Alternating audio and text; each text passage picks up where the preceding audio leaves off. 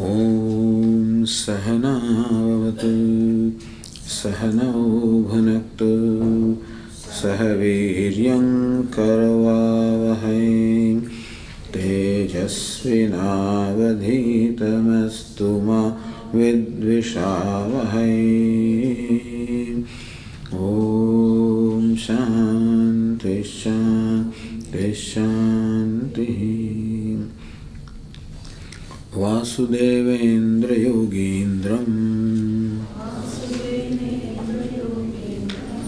Natva Jnanapradam Gurum Mumukshunam Hitarthaya TattvaBodha-20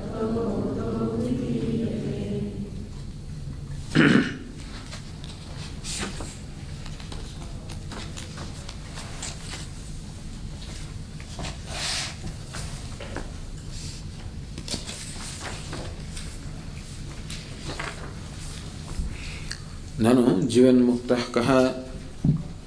Then who is a Jivan Mukta, liberated while living? Yatha Dehoham Purushoham Brahmanoham Shudroham Asmidi Drudnischaya Tatha Naham Brahmana Na Shudraha Na Purushaha Kintu Asangaha Satchidananda Swarupaha Prakash Rupaha Sarvantaryami Chidakash Ruposmiti Dhruva Nishcharupa Aproksha Jnanavan Jivan Mukta. So Jnanavan Jivan Mukta, the one who has the knowledge of the true nature of oneself, is liberated. It is clarified in the next passage further on page 41. Brahmaivahamasmi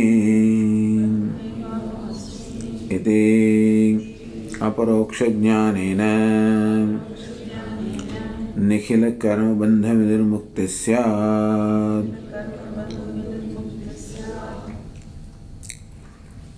Brahmaivahamasmi iti aparoksha jnanena.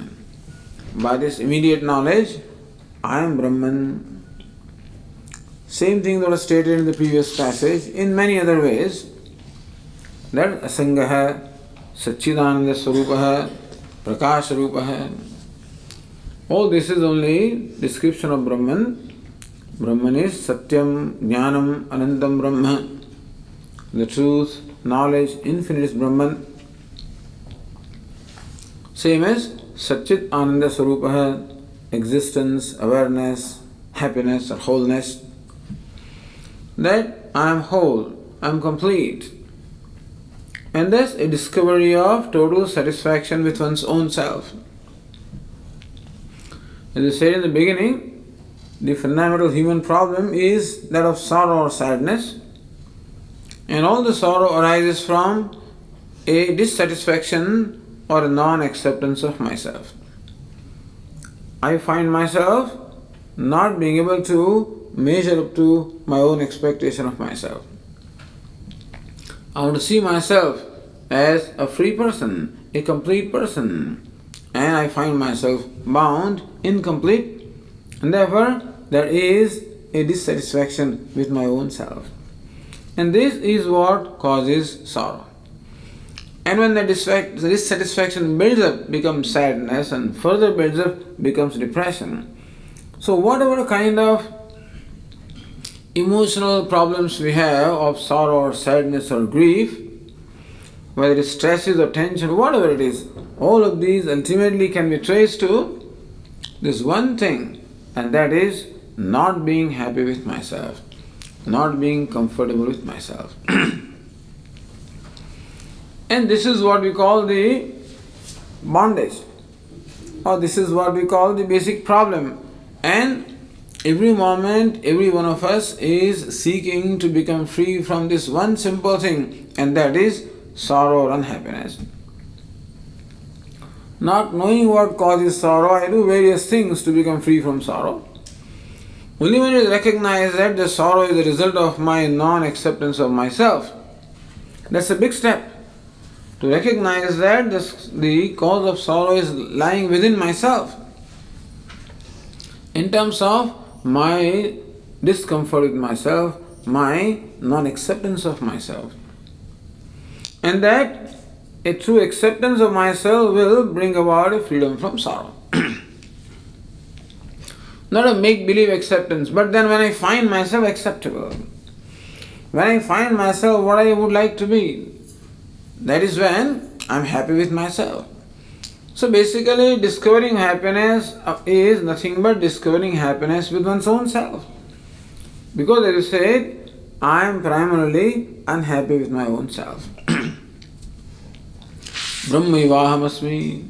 I am Brahman. I am limitless. I am boundless. That discovery. And it is a discovery of a fact that obtains. As you said, it is not, self is never bound. The 10th man is never lost even when it is thought to be lost. The lion is never lamb even when it takes itself to be lamb. And so also, I am never bound, never limited, even when I take myself to be bound or limited. The comforting thing is that, regardless of whatever superimpositions are done on the rope, just as those superimpositions such as snake, etc., do not change the rope. And so also, my thought about that I am limited is a superimposition upon myself, does not in any way change anything about myself. I remain ever free, ever liberated in truth. But in itself that is not enough. I have to know that, and I have to own up that fact. So what is Brahman? Brahman is Jagat Karanam, the cause of the creation. What kind of cause? The material cause of the creation. And also the efficient cause of creation. The cause of creation. As Lord Krishna says, Mattah paratam nanyat kinchidasti dhananjaya. Hey Dhananjaya, hey Arjuna, there is nothing other than me in this universe. I am everything. I am, that's all it is. So whatever it is that is the cause of the creation, the material cause, meaning that which is the self of the creation, the very essence of this creation, that from which the creation originates, by which it is sustained, under which it goes back. Yato va imani bhutani jayante yena jatani jivanti yat prayanti abhisamvishanti. As Taittiriya Upanishad says, that from which this whole universe emerges, by which it is sustained, under which it merges back. Tad vijiññāsasva tad brahmeti. Know that to be Brahman. Thus Brahman is presented as a Jagat Karanam, the very material cause of the creation, the very substance of which the whole universe is made. Same Brahman was earlier presented in the same Upanishad as Satyam Jnanam Anantam Brahman. That which is truth, which is knowledge, which is infinite, that is Brahman. That is the truth. What the Upanishad says is that is the truth of the life. So truth is the truth of the life. In the basis of everything, there is truthfulness, Satyam. In the base of everything, there is Jnanam, knowledge. As the base of everything, there is Anantam, the infinity. So truth, knowledge and infinity is the very basis of the whole universe, and that is Brahman. From that the whole universe has emerged, and by it is sustained, meaning that ultimately sustaining principles of whatever the universe is truth, not untruth. The sustaining principle is knowledge, not ignorance. Sustaining principle is wholeness, not division. So that is Brahman, which is a sustaining principle, that which is a fundamental harmony, that which connects everything, that which encompasses everything, that which informs everything. That because of which whatever is what it is. Like clay is that because of which the pot is what it is. The light is that because of which the sun is what it is. And so also the universe is whatever it is. That flower is flower. So what it is because the flower is flower. Asti, bhati, priyam. Every name and form, whatever it is because of asti, bhati, priyam, satyam, jnanam, anantam, the truth, intelligence or knowledge and wholeness. That is Brahman. So all there is one wholeness, one truth, one knowledge, one intelligence, one self. Then what about many? Upon that, this many is a superimposition. So, Atma eka satyam, ekam satyam tadanyas sarvam mithya. Brahman or self alone is truth, everything else is superimposition. Meaning that it is one that appears as many. One has not become many, has not become, but appears as many. Appears as limited. The limitless appears as limited. Including my own self, that I appear to be a limited being, it is a limitless that appears to be limited. It is one that appears to be many. That one, the limitless, the truth, which is the basis of everything. Take anything and you will ultimately discover that. We can start the inquiry at any place. It will lead to the phenomenal cause because the cause pervades the effect. It is immanent that wherever you touch, wherever you inquire, that inquiry will lead you to discovery ultimately of Brahman. But how will it lead? That inquiry will lead to discovery of Brahman, not as something different from yourself, as your own self. Meaning that any inquiry into the truth will discover or will lead to this fact that you are the truth of what you are inquiring into.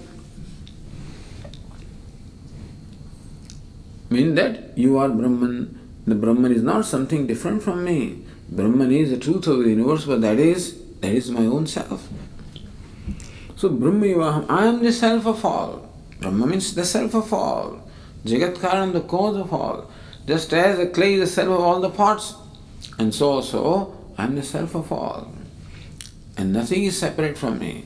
Everything is in me. Yastu sarvani bhutani Atman Jivanu Pashyati Sarvabhuteshu Chatmanam. One who sees all the beings in the self and sees the self in all the beings. Like a little wave sees all the other waves in himself, and the wave recognizes that I am water. Then the wave sees himself in all the beings. He is the self of all the waves. At the same time, all the waves are in him, that is water. Thus, this apparent duality or perceptible duality does not in any way negate the non-duality. It is non-duality in spite of apparent duality, because duality is apparent. Brahmeva hamasmi, I am Brahman, I am limitless, I am non-dual, I am self of all. There is nothing apart from me, nothing that excludes me. He becomes free from every sense of exclusion. Whenever I take myself to be an individual being, I am excluded from the rest of the world. And I feel unhappy about it. Brahma is the self of all, so I do not exclude anything, nothing excludes me. In the aparoksha jnana, so in this aparoksha jnanam, immediate knowledge is there. Nikhila karma bandha vinirmukti syat. By that knowledge, one gains release or liberated from the bondage of karma, bondage of action. So this is another way of describing the bondage. One way of describing was this bondage of samsara is of the nature of this ceaseless sequence or unending sequence of birth and death. That you keep on plunging from one death to the other, from birth to the death, from another birth to the death, helplessly. If you do it willingly, there is no problem. As we said the other day, people say, why Swamiji, why should I be released from birth and death? I want to be born again. If you do it on your own volition. But a person is, birth shows helplessness. Person is born helplessly. I don't have a choice in determining what body I have, in what parentage I have. I don't seem to have a choice. I find things just happening. So one way of describing freedom is freedom from this process of birth and death. Or there is the freedom for all the notions that I have. Another way of describing. Freedom from the inner dissatisfaction. Another way of describing. Or freedom from bondage of karma. That's the Indian way. This karma is very typically Vedic. So bondage of karma. Then a person looks upon himself, herself as bound by karma. This is only people who have grown and raised in India will have this kind of a notion or complex. However, what is meant by this bondage of karma? Karma means action. What is meant by bondage of action? That I am what I am because of the action that I performed. What I am in the present is because of the past. And thus, ultimately, I am governed by the results of the actions that I performed. Once I perform an action, then it's like an arrow released from a bow, then I have no more control over it.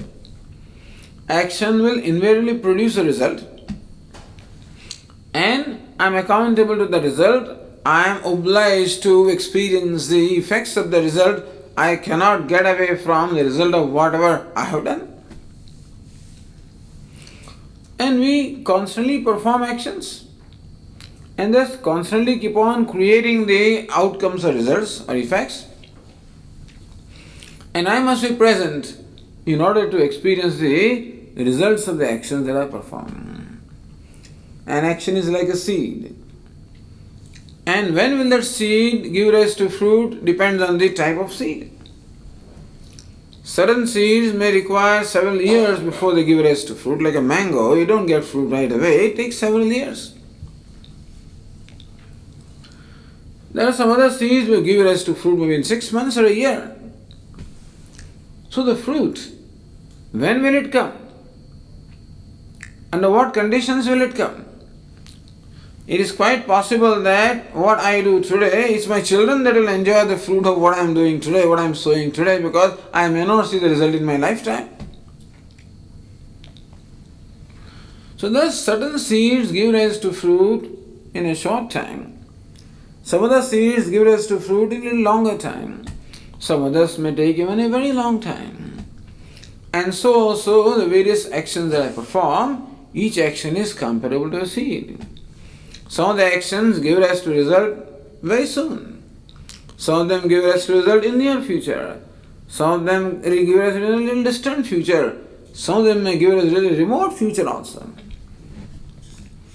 And I have to be around in order to experience the result of the action that I have performed.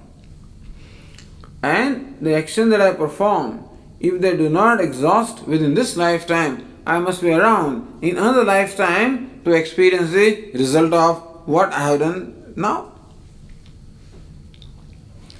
Thus, action by producing the reaction, the result, perpetuates my limited existence. Whenever I perform an action, with this notion that I am the karta, I am the agent of the action, I am the doer of the action, then I have to become bhokta, the enjoyer of the result of the action. A karta should necessarily become a bhokta. A doer has to necessarily become an experience of the result. A doer of action has to experience the result of the action. That is simple law of cause and effect. That action is the cause and the result is the effect that I produce. And that is what brings about this whole chain of birth and death. Because even in the process of experiencing the result, it is not that I have to be born next time, next embodiment, when all the actions will be over. But in the process of experiencing the results of my action, I keep performing new actions. And thus, all the time, every moment, actions are being performed by me, either at the level of body, or at the level of speech, or at the level of mind. And very often, I do not have the freedom not to perform the action. Sometimes impulses, such as anger arises in me, makes me do things. Sometimes jealousy arises in me, makes me do things. And thus, various impulses arise in my mind, they make me do. And more often than not, I am not even free not to perform an action, I am made to perform actions. Therefore, a poor human being does not have a choice in not doing something. I cannot sit still, or I cannot sit still even for a moment, because that discomfort within myself will keep on making me do things. As a human being, I constantly suffer from, as we said, a sense of discomfort with my own self, a sense of dissatisfaction with my own self. And that dissatisfaction or discomfort makes me do something. I cannot live with that discomfort. Just as I cannot live with a bug in my ear, so also I cannot live with the discomfort in my heart. And prompted by the discomfort, I do various things. Therefore, I am actually compelled to perform actions. It's not that I perform actions. In fact, I am made to perform actions which create the result which I have to experience. And thus, until I become totally free from the sense of dissatisfaction, I am made to perform actions. I am made to take new embodiment, and thus this limited existence perpetuates. So this is called bondage of action. What is bondage? That an action produces the result, and that the one who performed the action is required to experience the result of the action. I can't escape that. And that requires me to take new embodiments and again new embodiments. And thus, this limited existence, this sorrowful existence always continues. As long as I am identified with the body, as long as I look upon myself as a limited individual, I am sorrowful. That is sorrow. Now and then, I may forget my individuality because of some distraction. Something pleasant happened and therefore my mind was distracted, and momentarily I forget. I forget that I am a small or I am a limited being. I forget that discomfort and I feel happy. Again that comes back. Like the moss on the water. Thick moss on the water, that green thing. So remove that with your hand if you want to drink water. They say that the water below the moss is always very pure, clean and cool. And therefore, to drink clean water, if you are traveling, look at the pond or a little lake, the water is covered with moss, you part the moss with your hands. Drink the water. As soon as you remove the hands, the moss comes back. And so also, the moss of this sorrow gets parted when something happens, a distraction. I have a moment of clean water, happiness, again it comes back.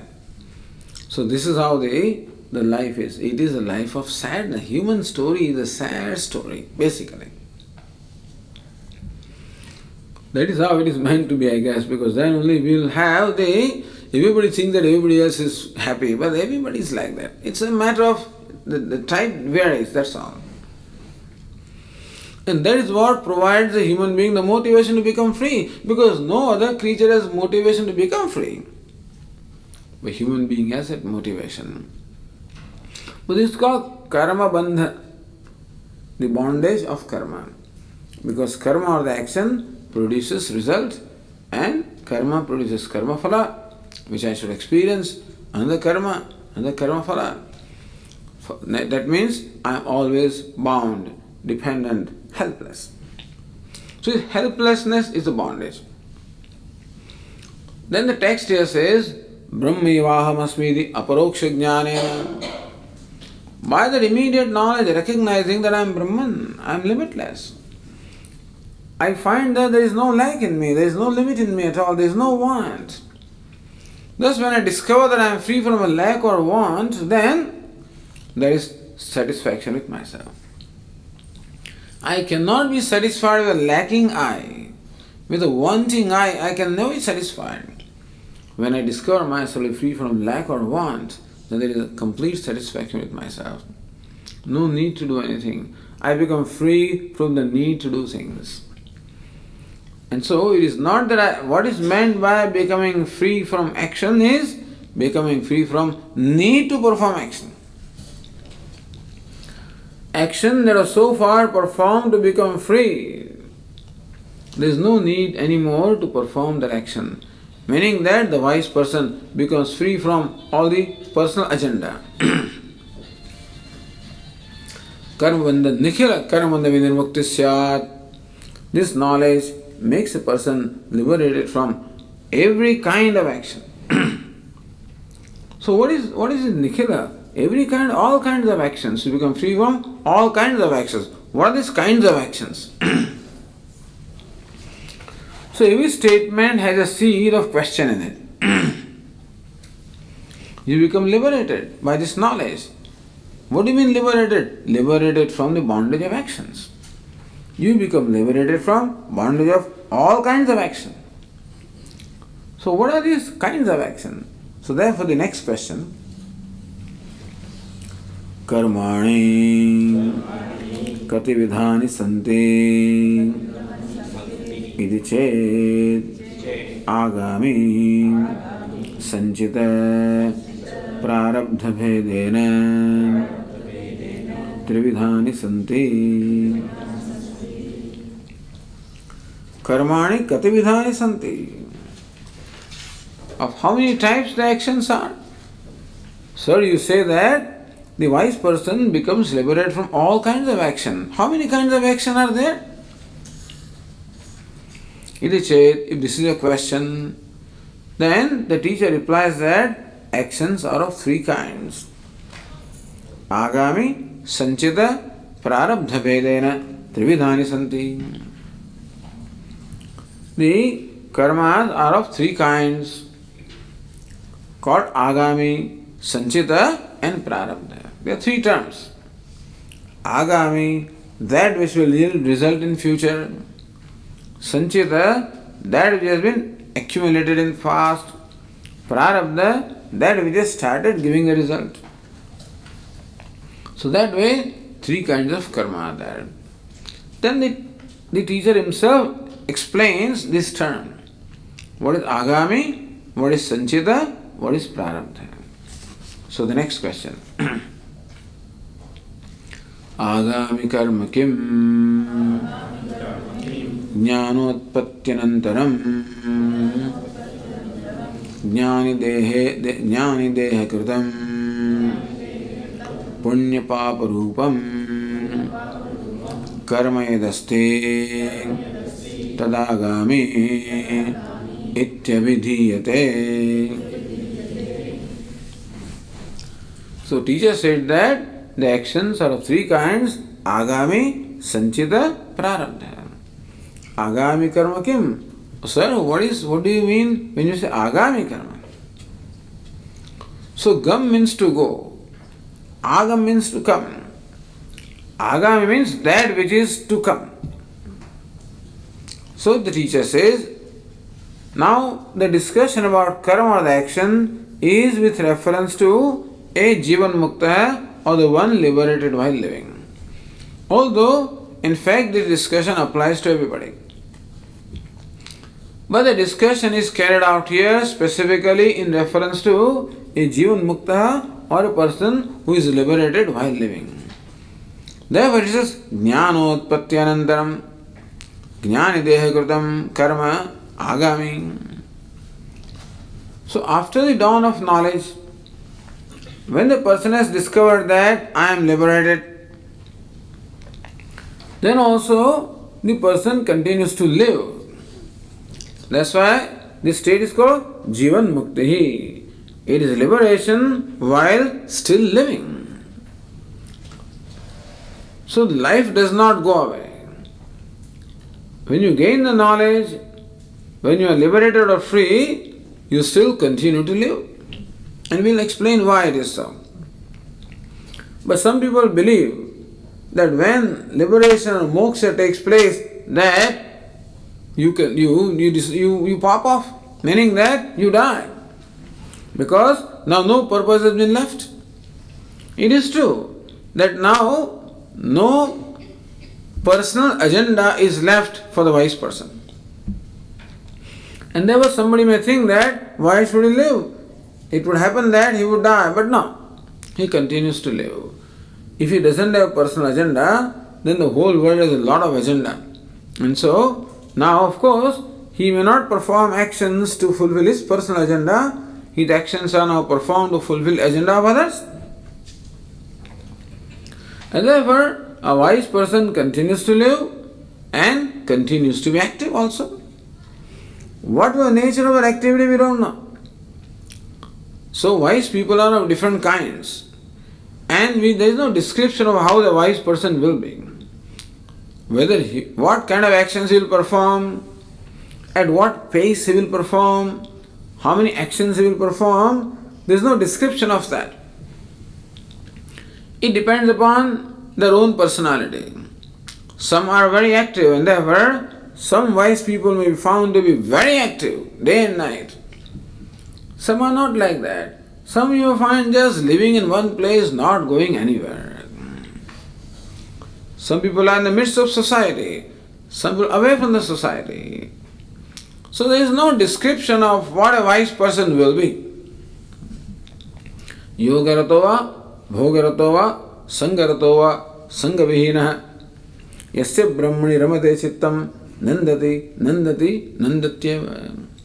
Yogaratova, he may be absorbed in yoga in samadhi, maybe. Bhogaratova, you find him indulging in pleasures. Sangaratova, in company of many people. Sangavihina, alone. And there is no description of how the wise person is. It is difficult for us to recognize, because nowhere in the scriptures we find how he will look like. What kind of clothes he will wear, what kind of hairstyle will he have, what kind of language he will speak, in what way he will sit, in what way he will walk. There is no description or there is no rule as such at all. The description that we find is what is his inner vision, what is his perception. So what is the perception of a wise person, and therefore in our life also we can emulate that perception. And that perception brings about what kind of values? What are the values of this wise person? How does he conduct himself? Meaning, not the nature of conduct, but what is the attitude or the intention or motivation behind the conduct? What are his attitudes? So this is how he is described. What is his nature? Adveshta sarvabhutanam maitraha karuna. Person who never hates anybody. One who is friendly with all. Who is compassionate to all. Who is free from a sense of ego. Even free from sense of ownership. He doesn't have claim to anything. He doesn't need to claim any ownership also. Because ownership also is a need, he is free from that need also. Kshami, always forgiving, large-hearted, accommodating, never a source of fear or threat to anybody, never non-demanding. So this is how we find the description, the traits of the wise person. But no other external description do we find. That's not even necessary. So we imbibe those traits and in order to become like that. Therefore, what kind of action the wise person performs, there is no format or there is no rule. But the fact is that the wise person also is alive. Some action will be performed. If nothing else, at least he will be eating and drinking and sustaining the body. That much will be done. To sustain the body, you have to do minimum things at least. In the olden days, you have to go out and beg your food, bhiksha. Inasmuch as he has no possessions of his own, and therefore he doesn't even have the facility to cook the food. And therefore he goes out and begs the food. That much action he has to do. So minimum action such as that, to further, he might even be approached by some seekers of knowledge and then he might even impart the knowledge, so he may teach also. Or he may be approached by some other people to solve their other problems, he might respond to that also. He might respond to the needs of the community, of the society, and therefore he might perform actions of that nature also. So what is this circle of concern? That depends upon the personality. To what he responds depends upon his personality. But something he will do. So jnanotpatyanantaram, after the dawn of knowledge, jnani dehakrutam punyapapurupam karma, whatever action is performed, so you have to make a note here in the passage, jnani dehakrutam. The action performed by the body of the wise person, see, is not the jnani kritam. Not that the wise person performs the action, but the actions performed by his body, meaning by his personality. We'll understand what that means. Or anyway, let us say that the actions that we find being performed by this wise person. Punyapapurupam.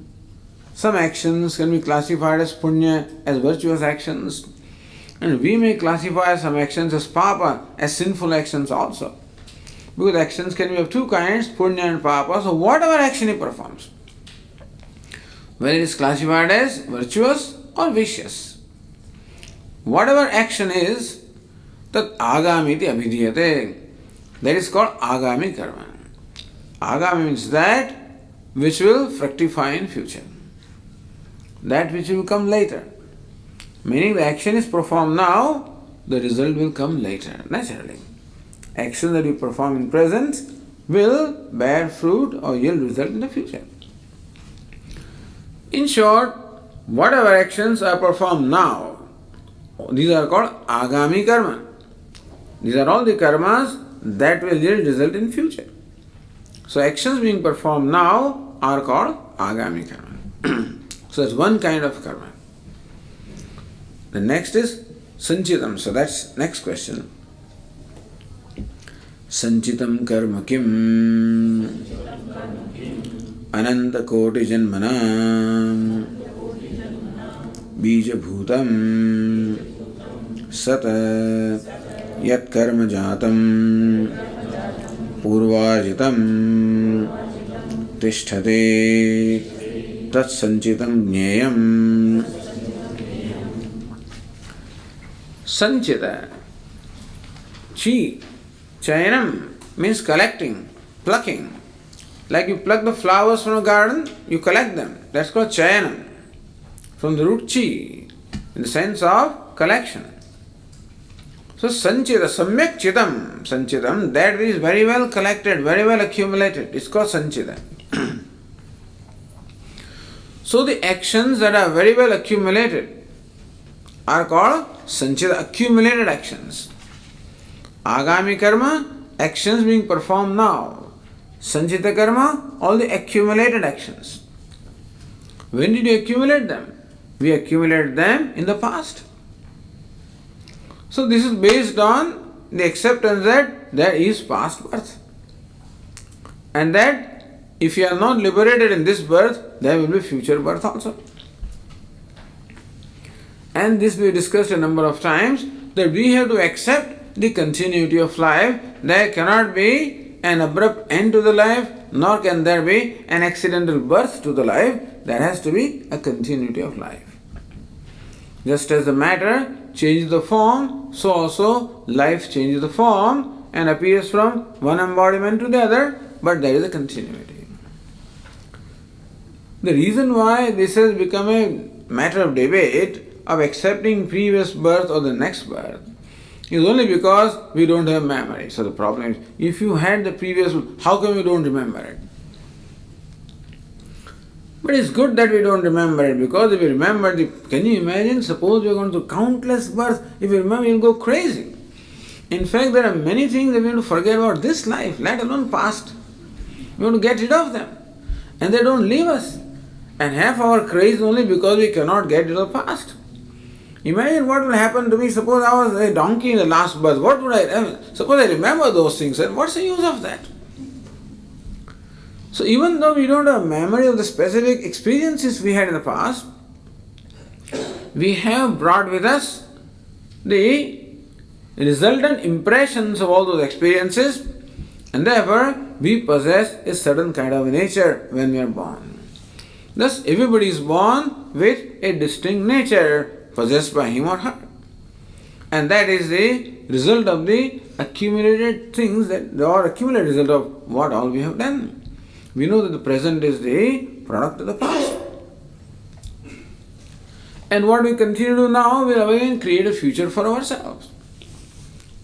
So thus, this process of birth and death is going on from the time beginningless. Anadi, anirvachya, avidya.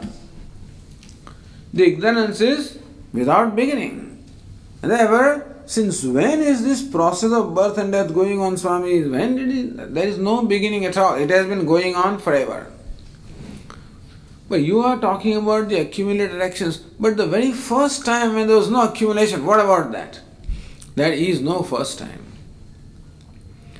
There is no such thing as first. There is no such thing as beginning. We can never visualize beginning in our mind. Because for us to say that something began, it means that it must be non-existent before that moment. And you cannot visualize non-existence at all. Therefore, you can visualize the beginning of a part maybe. Suppose you can visualize when this part was made, when this object was made. But we know that before this form was created, it was in a different form, like a lump of clay.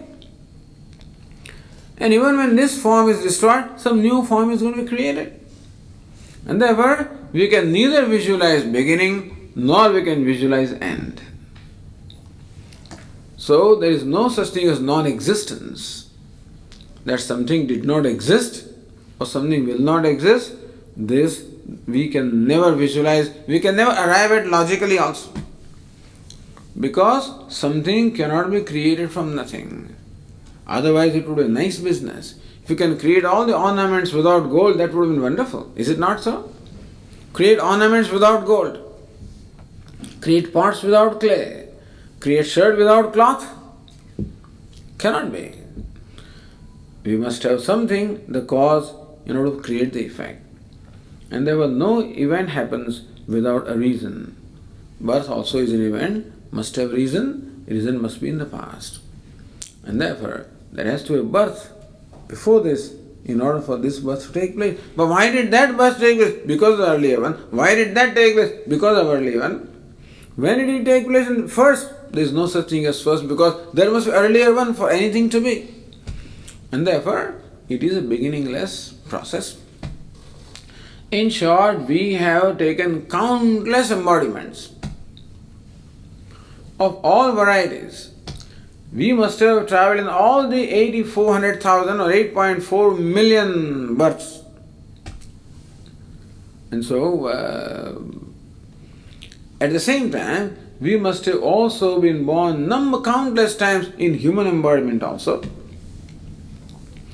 And only human being can perform deliberate action. Therefore, the action performed by human being alone can be classified as punya or papa, as virtue or vice, which give rise to appropriate result. As far as other embodiments are concerned, they are merely to work out the actions and not create any new actions. And when you work out, you come back again as a human being. You might go into lower births if there are some vicious actions. You may go to higher births if there are virtuous actions. Having worked out or experienced the result of those actions, come back as a human being, again to begin the process, or again to continue the process. Thus, in every human embodiment we perform actions, a number of actions. And it is not possible that we can exhaust the results of all of them in this lifetime, because until the end we keep on performing them. And therefore, there are many actions that remain unexperienced in any given lifetime, and they do not get destroyed, they get accumulated in our account. There is a universal computer which keeps memory of everything, keeps account of everything. And whatever has not been experienced by us is stored in our account, and that it all gets accumulated. Like sometimes we make the arrangement that a portion of my salary should directly go to the bank in the savings account. And every month it goes in the savings account. Savings accounts gets accumulated. So there is accumulation. Sometimes we invest this money in what we call the term deposit. And so, say 15 years, 20 years, whatever, deposit. And it will mature after that time. So some of that matures. So you already have account that is accumulated in bank. Every month you keep on making some more money, therefore you keep adding. So what we do now every month is agami. What already been accumulated in the past is called sanchita. And from that, some deposits are fructified, that's called prarabdha. Same money, of course, but same money is called three ways. The money that has been accumulated, money that is being earned, and money that has become mature after deposit. Thus, sanchitam karma. We have accumulated actions or the result of actions like this in all the past countless births, and therefore a huge account actually stands in our name. When will it get exhausted? Never. It says, Ananta Kodi Janmanam Bija Bhutam. Bija means seed. An action is a seed which gives rise to a result.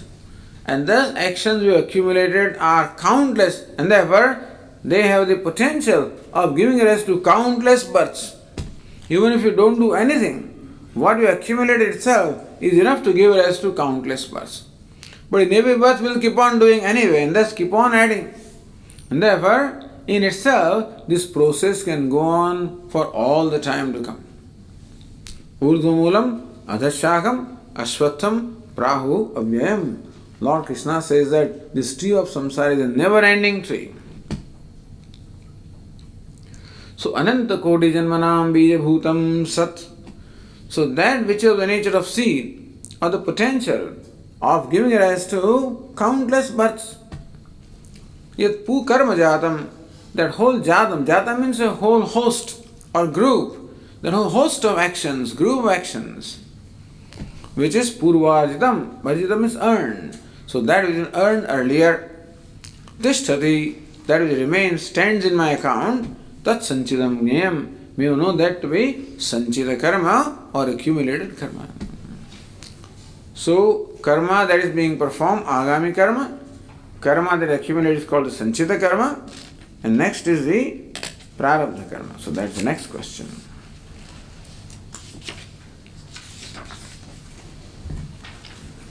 Prarabdham karma kimiti ched. All right. Now what's the third kind of karma? What is prarabdha karma? If that is a question, then the answer is given. Idam shariram utpadya iha loke evam sukha dukkhadi pradam yat karma tat prarabdham bhogena nashtam bhavati prarabdha karmanam bhogadeva kshayah iti.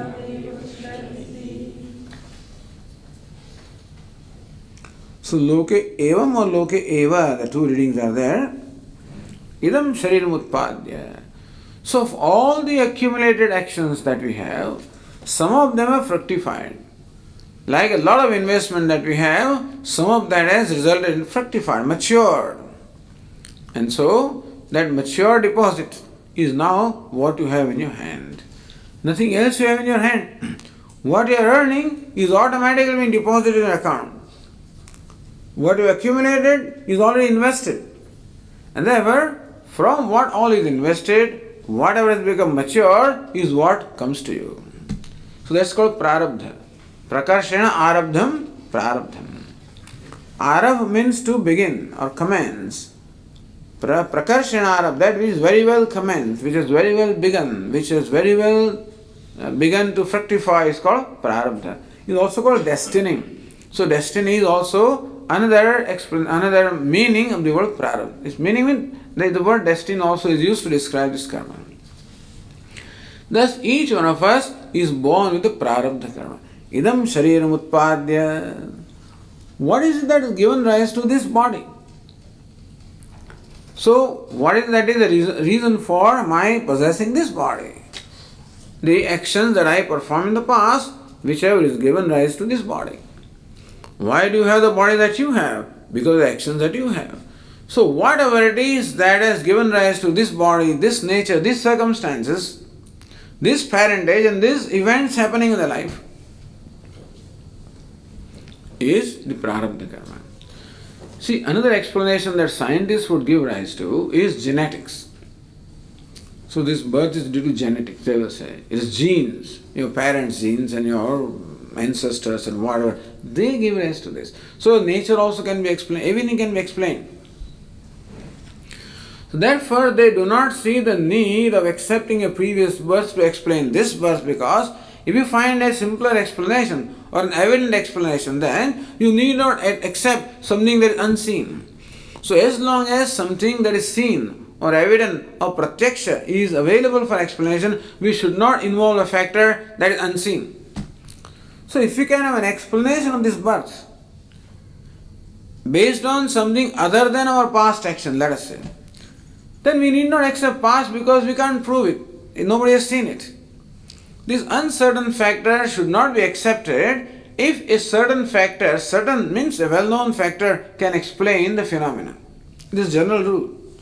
If you can explain a phenomenon by the known means, don't go for unknown means. So if our life can be explained by genetics, like by genes, if everything that happens in my life can be explained by genes, we need not go for previous birth, but we can't. What the genes can explain at the most is perhaps the characteristics of this body and maybe some of my characteristics. But then all along my life I am going to be confronted with a variety of situations, not my creation. How do I explain that? Why do I meet with the situations I meet with and you meet with your situations? Why? Somebody got a bus, somebody missed the bus. Somebody got a flight, somebody missed it. Somebody landed safely, somebody met in the night. How do genes explain this? Can genes explain why an accident happened? Or why some event happened? Why did I succeed? Why did I fail? Whatever. Why do I have these friends? Why do I go through various circumstances? Genes can't explain that. They can explain something, if at all they do. But karma, in fact, it explains the whole life. Not only this body, not only my nature, not only my traits, not only my parentage, not only the circumstances in which I am born, but then the circumstances that I go through in my life also are due to the prarabdha karma or destiny. So all destiny is explained by what we call prarabdha karma. Genes cannot explain destiny. Genes can explain at the most my traits, personal traits of this body or my nature. That too, of course, you skip the genes and you have to go to how many generations, nobody knows, and you will go to God ultimately anyway. But the prarabdha karma, the karma, is an all-inclusive principle, explains all the aspects of our life that we meet with. So, idam shariram utpadya, the actions that have been responsible for creating this body and this life and the various conditions, circumstances that I meet with. Iha loke eva sukha dukkhadi pradam yat karma. If the reading is eva, then that karma or that is the action that is responsible for experiences of pleasure and pain in this world only. Meaning prarabdha karma does not have effect in other births, only in this loka, in this birth. So that action which is responsible for the various experiences I go through in this lifetime. Sukha dukkhadi pradam yat karma. So my life is nothing but a series of experiences, sukha and dukkha, pleasure and pain. That prarabdham, that is called prarabdha karma. That is called the action that has already taken effect. Bhogera nashtam bhavati. And we have to experience this prarabdha karma, we have to experience this action which has taken effect. Even a wise person also is obliged to go through the experiences that his destiny will create. Why do you say that? Prarabdha karmanam bhogadeva kshaya iti. This is what is said. It is said that prarabdha karmanam, of the prarabdha karma, bhogadeva kshaya, the removal or exhaustion of prarabdha karma is only by bhoga, by experience. We have to experience that. So this is called prarabdha karma, this third kind of karma. Agami karma, sanchita karma and prarabdha karma. Of course, understand that the life is not all destiny. There is destiny, but as far as human being is concerned, there is free will also. So in every situation, what we meet with is destiny, and the way we respond is our free will. So we have the freedom to respond. What happens to us, we cannot control perhaps, and we call it our destiny. But we have the freedom to respond to every situation. That is where we can use our free will, our wisdom, our values, our attitudes. That is where the use of the wisdom, attitudes and values is in the way we can respond to the situation. The example that we give to explain this is like negotiating our vehicle in a typical New York street where there is traffic, crazy traffic. You cannot predict what will happen. Whether the next traffic light will be red or green, you don't know. Whether a taxi cab will come and somehow come in your way, you don't know. So, you don't know these things. You can't control them. All that is called destiny. But you still have your own vehicle. Your steering wheel, your accelerator, your brake, all of this. With that you can negotiate your vehicle safely in spite of all the chaos. So understand that we have a free will. That means that we have the freedom to negotiate our life properly in spite of whatever conditions we meet. Theoretically. It's not easy, but that requires that we have to grow in our maturity, which will enable us to negotiate ourselves in various situations. That's called free will. That's not the topic here. Topic here is what we call destiny, prarabdha. So first of all, the teacher gave us the definition of the three kinds of actions, agami, sanchita and prarabdha. Now the statement was made, aham brahmasmi aparoksha jnanena, by the immediate knowledge that I am Brahman. Nikhila karma jata, all the actions become destroyed. So the wise person has become free from all these actions. He is free from agami karma, sanchita karma and prarabdha karma. He is free from effect of all of this. So how does the wisdom, how does the knowledge make us free from all of these actions? That is now next being explained. On the page 44, next statement says, Sanchitam karma brahmaivahamasmi iti nischaya jnanena nashyate. All the accumulated actions, countless accumulated actions, which have the potential of giving rise to countless but all those actions, nashyati, it all gets destroyed by simple knowledge, brahmaivahamasmi, I am Brahman. By that knowledge, all the actions that have been accumulated in the past, it all gets destroyed. To explain this, they give us this example of dream in the waking state. Imagine that I am dreaming, and in dream also we perform variety of actions. There also we find doing things, experiencing pleasure and pain, and doing good and bad actions in dream also. Sometimes in dream I do some good things, I am very charitable, sometimes I am vicious, sometimes I am angry, and thus in dream also I perform variety of actions which can be classified as punya and papa, as virtue and vice. But as soon as I wake up, all the actions performed in the dream, all of them get destroyed as soon as I wake up. Meaning that the waker is not accountable for any actions he has performed in dream. Now we have been saying that we are accountable for what we do. That is called law of karma. The law of karma is the law of cause and effect. Means that everyone is accountable for what everyone does. Means what he or she does. So really I am accountable for all those countless actions that are stored or accumulated in my account. And if we have to be accountable for them, we can never hope to be free at all because they will give rise to countless births. So how do we become free? By waking up from the dream. So this is like comparable to a dream. We said that this is Ishvara Srishti, this is the creation of the Lord. It is projection of the total mind. And we are like those who are in the grand dream. And this dream, I have a certain, I look upon myself as so and so and I perform the actions. So, whatever actions I have performed in the past, all of them have been performed with this notion that I am the doer. I am the agent of action. I had what we call the abhimanam, the identification or the notion that I am the doer. Now, who is the wise person? One who is woken up. Woken up from the dream world. What's the dream world? The dream world of ignorance.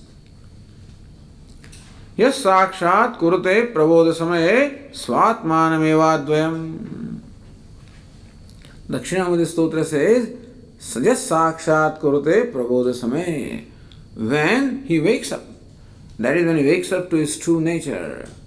So, there are different kind of a sleep. We can be said to be sleeping. Ya nisha sarabhutanam tasyam jagrati sanyami yasyam jagrati bhutani sa nisha pashyato mune. Supposedly all of us are awake, but we are all sleeping. In what? In the sleep of ignorance. How do you say, Swami, you are sleeping? We are all awake. We are jumping up and down. But just because we jump up and down doesn't mean that we are awake. In the dream also we jump up and down, that time we think that we are awake. Well, we don't want to say that this is dream, but the idea is that the reality is comparable to that. Now here also in this world, I function with the notion that I am the karta, I am the doer of the action. I am the bhokta, experience the result. This kartrutva, bhoktrutva, the doership, enjoyership are these superimposed notions about the self, not a reality of the self. And therefore, this fake fellow is performing all the actions. In fact, actions are all performed by Prakriti. And I have the abhiman identification that I am performing the action. So what is meant by wisdom? Waking up to the fact that I am a waker. I am no more an ego. I am no more an individual. I am no more karta bhokta. So kartrutva, bhoktrutva, the doership, enjoyership, which are the product of ignorance, they are gone. And therefore, all the actions performed by that, so the one who wakes up is no more accountable for what was done in the state of dream. And so also the wise person who knows now himself as Brahman, as actionless self, is no more accountable for the actions performed by the ego, by the one who thought himself to be the doer of the action. And thus, like waking up from the dream, he is free from all the actions performed in the dream. Or another way to explain is that this person who is a very wealthy person, but suppose he dies without any successor, and he has not made a will also, and there is no successor. So what will happen to his wealth? It will all be taken by the government, I guess, because there is no successor. Similarly also when you die, now that's a real death. One death is the death of the body, which is not the real death because there is only preparation for the next birth. What's the real death? The real death is the death or the removal of this ego, the notion that I am the individual, I am a doer, I am an enjoyer, which is born of ignorance. And therefore, the real death is the death of the ego, the falsification of ego, the doer. So then, there is no successor. And therefore, all the sanchita karma, all the wealth is accumulated in terms of karma, it all goes where? It goes to the totality. He is no more accountable for it. So this is how, by the knowledge, one becomes free from the effects of all the actions accumulated in the past. As Lord Krishna says, Yathaidham samiddhogni bhasmasat kurte arjuna Jnanagni sarvakarmani bhasmasat kurute tasa. Just as a blazing fire turns all the combustible material to ashes, so also the fire of knowledge turns all this karma into ashes. So sanchita is gone. But second is agami. He continues to perform the action even after the enlightenment of wisdom. What about that? So the next one. Agami karmapi jnanena nashyate kincha agami karmanam nalini dalagata jalavata jnaninam sambandho nasti. Agami karma api. Even agami karma also, meaning that the karma, the actions that are being performed now, jnanena nashyati, that also gets destroyed by knowledge. How is that? The action that is being performed now, how can that be destroyed by knowledge? But the knowledge that I do not perform any action. Naiva kinchit karometi yukto manyeta tattvavid. The wise person knows that I do not perform any action. Pashyan, shranvan, sprushan, jigran, even while seeing, hearing, tasting, touching, thinking, walking, talking, I don't do anything. Who is doing this? Indriyani, indriyartheshu vartante, iti dharayan. Knowing that what is action is nothing but interaction of the sense organs with the sense objects. Who am I? I am just a witness. In my presence, the actions are being performed. So this is knowledge. What is the knowledge? Knowledge is to know the self as actionless. Who am I? I am the mere presence. In my presence, all actions become performed. Like in the presence of magnet, how the iron filings automatically move. And so also in the presence of self, there is consciousness. The mind, the sense organ, this body, all of it gets energized and performs actions. Therefore, wise person does not have the notion that I perform the action. You don't have the kartrutva, you don't have the sense of doership, well, you are not performing action. When you don't perform the action, there is no question of having to experience the results of the action. So, jnana nashyati, even agami karma, the action that is being performed also is not being performed from the standpoint of the wise person. Sarva karmani manasa sanyasyaste sukham vashi navadvare puredehi naiva kurvan nakarayan. So the wise person is said to dwell happily in the city of 11 gates. Happily sitting, dwelling, naiva kurvan nakarayan, neither doing anything nor making anyone do anything. And thus, even that's why jnani deha kritam. We see the action being performed at the level of the body of the wise person, so we take it for granted that he is performing the action. But he has no more any notion that I am performing action. It is performed at the level of body. We can say that as far as the wise person is concerned, because he has no agenda at all. Therefore, the agenda of the God, God's agenda becomes his agenda. He becomes an instrument in the hands of the Lord. And he is like a puppet who is all the time controlled not by himself, by the Lord. So whatever sankalpa, the desires, whatever thoughts are planted in the mind, whatever desires, he follows that. Because he has no desire of his own. He has no agenda of his own. He is only fulfilling the agenda of the Lord. Meaning that whatever he does has to be a blessing to the whole universe, because he is totally a non-demanding person. Because he doesn't ask for anything, any favor, no reward, no return. And therefore, he continues to perform action as long as the destiny is, but actions are not either performed with the notion of doership, nor of course there is any personal agenda. So the next sentence is kincha agami karmanam nalini dalagada jalavadjnaninam sambandho nasti. In fact, when the action is being performed, the wise person has no relationship whatever. Like a drop of water in a lotus leaf. How the drop of water in a lotus petal has no connection at all, even though the water is on the petal, but then there is no connection. The water does not touch, does not wet the lotus petal. And so also the actions being performed by the wise person do not in any way taint him. So the Brahmanyadhaya karmani sangam tektva karoti lipyate nasapapena padmapatram ivam. Same example is given by Lord Krishna, that just as water does not wet the lotus leaves, so also, or lotus petal, so also the actions do not wet or taint the wise person, because he is free from the sense of doership. But he is still performing actions. The result has to, if the result does not go to him, somewhere it has to go.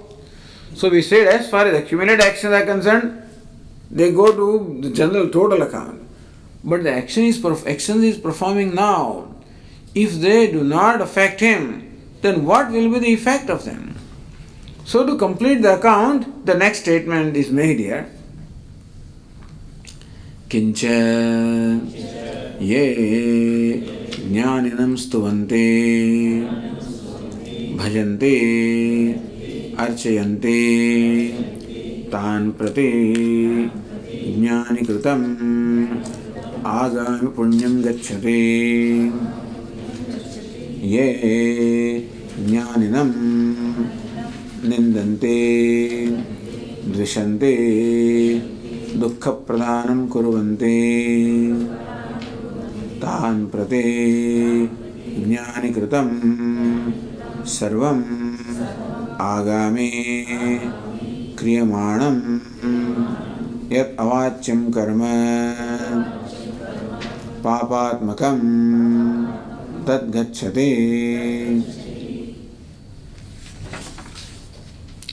Now this is, we have to make a note of this rather seriously. It says, Kincha, ye jnaninam stuvanti, bhajanti, archayanti. Those people who stuvanti, those who praise the wise person, bhajanti, those who serve him, archayanti, those who worship him, tan prati, towards them, jnani kritam agami punyam gacchati. So whatever punya karma is performed by the wise person, and most of his karma is punya karma anyway, where will they go? People who worship him, praise him, serve him, they will become the beneficiaries of the results of all the punya karma performed by the wise person. Because he doesn't need them. Therefore, it goes to his fans, his followers, his disciples, his devotees, And so, they become the beneficiary of those punya karma. On the other hand, ye jnaninam nindanti, those people who abused him by words, censure him, dvishanti, hate him, dukkha pradhanam kurvanti, give him pain or discomfort in any way. So those people are antagonistic to the jnani. Tan prati jnani kritam sarvam agami kriyamanam yat avachyam karma papatmakam tad gacchati. Those fellows become the recipients of all the vicious action, papa karma performed by jnani. We don't expect them to perform any papa karma, but what happens is any action you perform is going to involve some little violence, something. No action can be perfect. As Lord Krishna says, just as fire is always accompanied with some smoke, and so also sarvarambhaya doshana dhumena agni vivavrataha. Any action you perform, some dosha will be there. You praise somebody feels hurt, you didn't say anything. So several people are here, you praise one of them, how nauseous is, but I am not nice, the other person feels. And therefore, praising somebody automatically amounts to censoring somebody else. And therefore, regardless of what you do, it can never be perfect. And that being the case, we may say that some blemish is always involved in every action, which may produce a negative effect. So even though 99% of positive effect is created, there could be 1% of negative effect. Where will that go? To all those fellows who abuse him, hate him, harass him, whatever. So Papatmagam tad gacchati. This is accounting. This is called the accounting thing, You have to account for all the karma. See, understand, prarabdha karma is already discussed. So now they doesn't talk, because bhogena kshiyate. As far as prarabdha karma is concerned, destiny is concerned, you have to go through this. Even wise person also has to go through this. As you said, this body is the result of the prarabdha karma, the destiny. And therefore it is not the wise person who keeps the body, it is destiny who sustains the body. Just as when you release the arrow from the bow, then the arrow will take its own course when its momentum will get exhausted. Until then the arrow will continue to move. Or another example is like a potter's wheel. So he's turning the wheel to make them parts. After his action is finished and he stops turning the wheel, but because of momentum, the wheel will continue to turn for a period of time until the momentum gets exhausted. Similarly also, even though the wise person has stopped turning the wheel, because now it does not perform any deliberate actions at all, he has stopped turning the wheel, but the wheel, namely body, continues to function as long as the momentum is there. And therefore, it is prarabdha. So, prarabdha karmanam bhogena kshaya iti. As far as the prarabdha karma is concerned, destiny is concerned, they can be exhausted only by bhoga or experience. Therefore, the wise person also has his own destiny. So we find that they also go through all kinds of circumstances. Sometimes pleasant, sometimes unpleasant. Honor, dishonor. Disrespect, disrespect. Comfort, discomfort. Health, disease. All these situations are created by destiny. We find that wise people also go through those things. But that is from the standpoint of the onlooker. The onlookers feel that he is suffering. But as far as he is concerned, even prarabdha also is not for him. This is all accounting for the standpoint of other people. Prarabdha is for the body. And he doesn't identify with the body anyway. Therefore, as far as the wise person is concerned, there is no prarabdha also. No agami, because no sense of... So no identification body, therefore no prarabdha. No sense of ego, therefore no sanchita. And no sense of doership, therefore no agami. Therefore he becomes free from all the bondage of actions on the strength of the knowledge. So this is another way of explaining moksha, liberation, freedom from the action, freedom from the result of the action. Action is said to bind us when action can produce reaction in us. And so we find no reaction because actions fail to perform, impact at all. Dukkheshu anudvignamanaha sukeshu vigataspruhaha vitarag bhaya krodha sthitadihi muni uchyate. Dukkheshu anudvignamanaha, one who does not get perturbed in the situations that are normally called painful. Sukheshu vigataspruhaha, one who is free from any craving, even in situations that are considered to be pleasant. Because vitarag bhaya krodha, he is free from raga, from attachment or demand, bhaya, from fear, krodha, from anger. So, you can say freedom is freedom from raga, dvesha, bhaya, krodha, freedom from fear, anger, greed, lust, attachment, aversion. He is free from all of that. That being the case, he maintains that composure of the mind, the cheerfulness of the mind, the wholeness and completeness regardless of what the situations are. And just as in the midst of the storm also, just as what you call it, the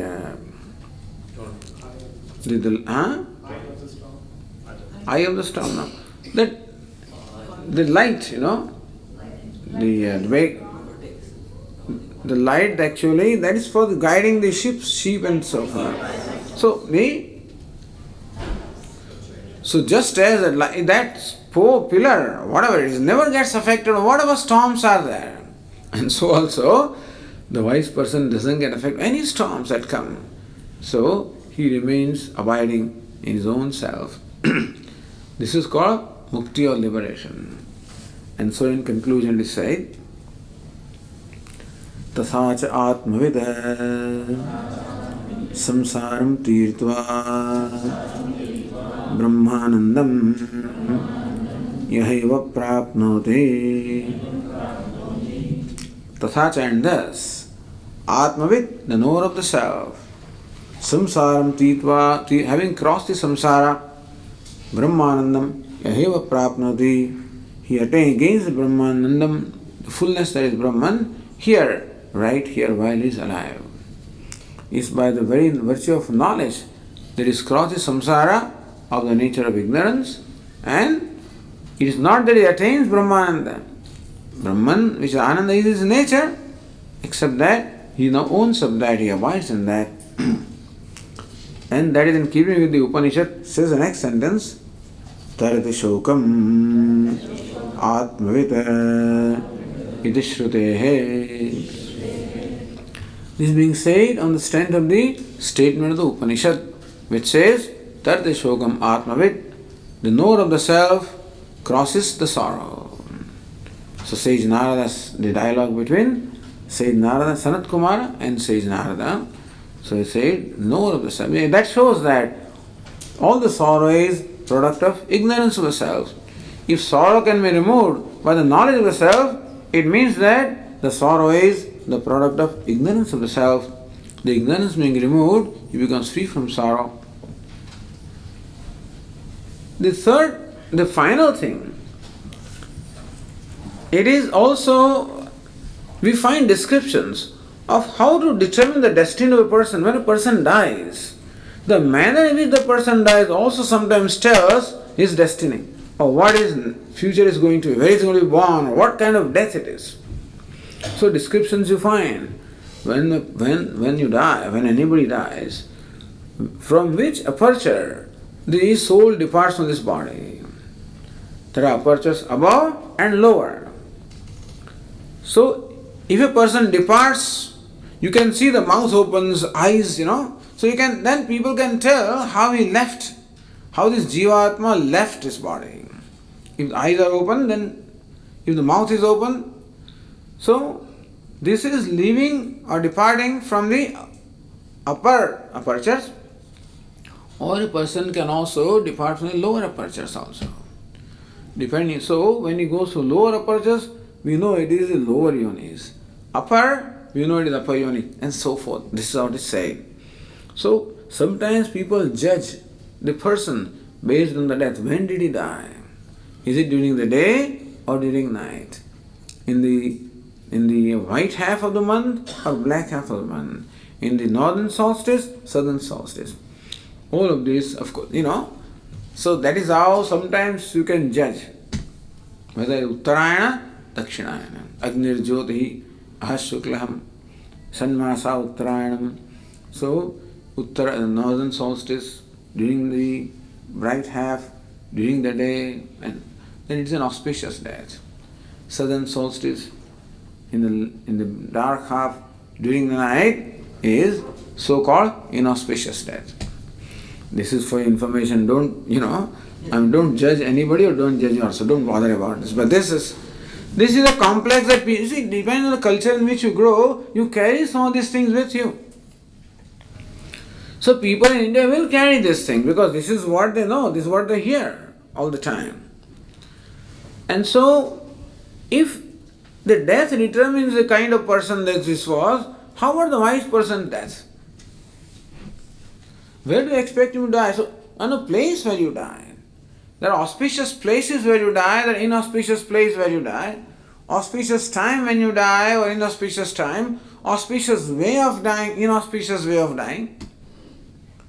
A lot of thought is given to this death and the manner in which it happens, and that's how we can judge the person. So how do you judge the wise person? How will he die? In what place should he die? A wise person, where will he die? When will he die? How will he die? Says no such rule at all, because he is already liberated. Doesn't matter, because he is no more identified with the body. The rule is this, as Lord Krishna says, Yam yam vapi smaran bhavam tyajatyante kalevaram tam tame vaiti kaunteya sada tad bhav bhavitaha.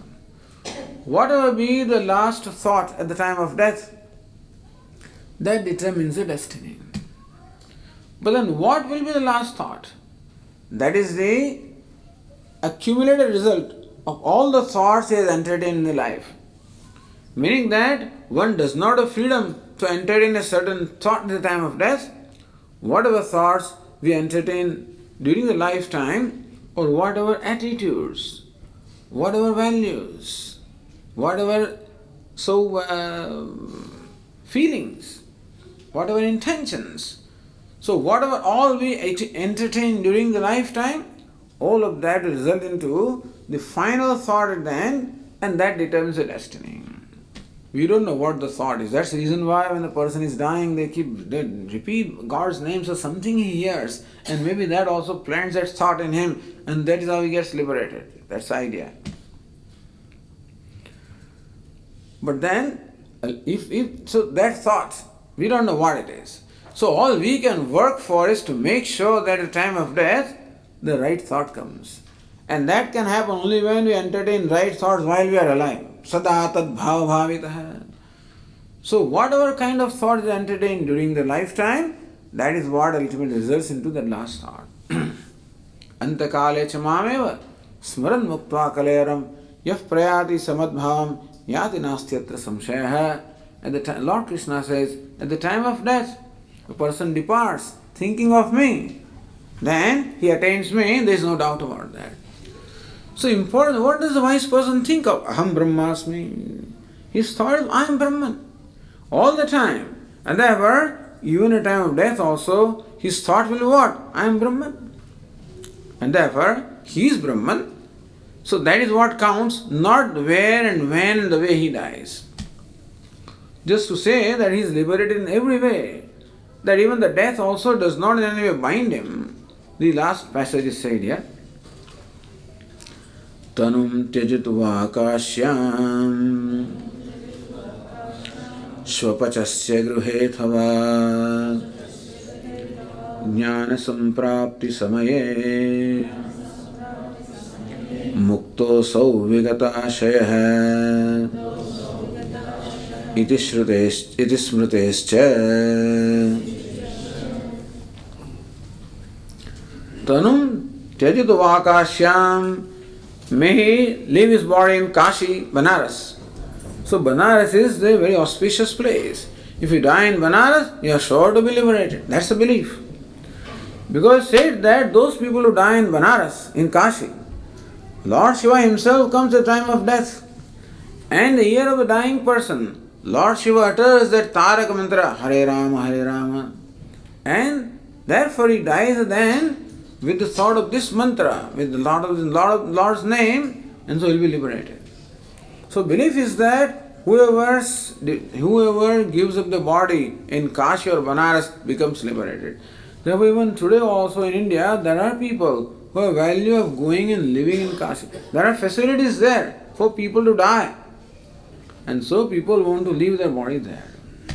In case death is not going to come, then there is a well. You can jump in there and bring about your death also. Anyway, whatever it is. But these are all beliefs. Every culture has its own belief. So there are certain places which are considered to be very auspicious. There were 7 cities that are said to be moksha cities, Saptaite mokshadaha smrutaha. So this is the 7 cities, of which Kashi is one, Ayodhya is another one, Mathura is third one, Dwarika, Haridwar, Avantika, that is Ujjain. These are said to be the cities which are the cities which give you moksha, liberation. So, but then, would you expect wise person to die in Kashi? Not necessarily.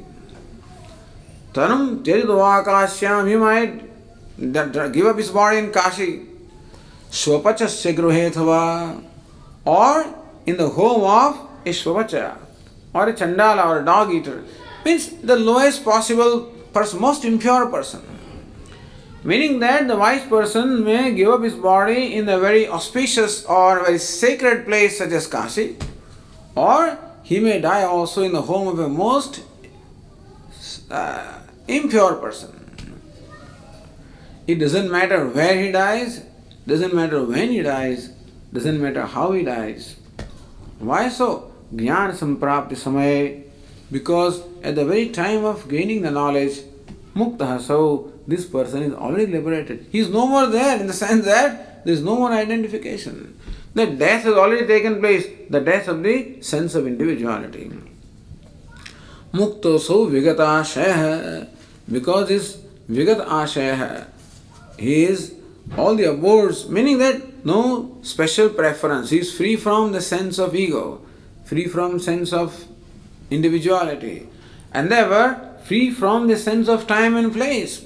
If I look upon myself as bound by time and place, then time and place are important to me.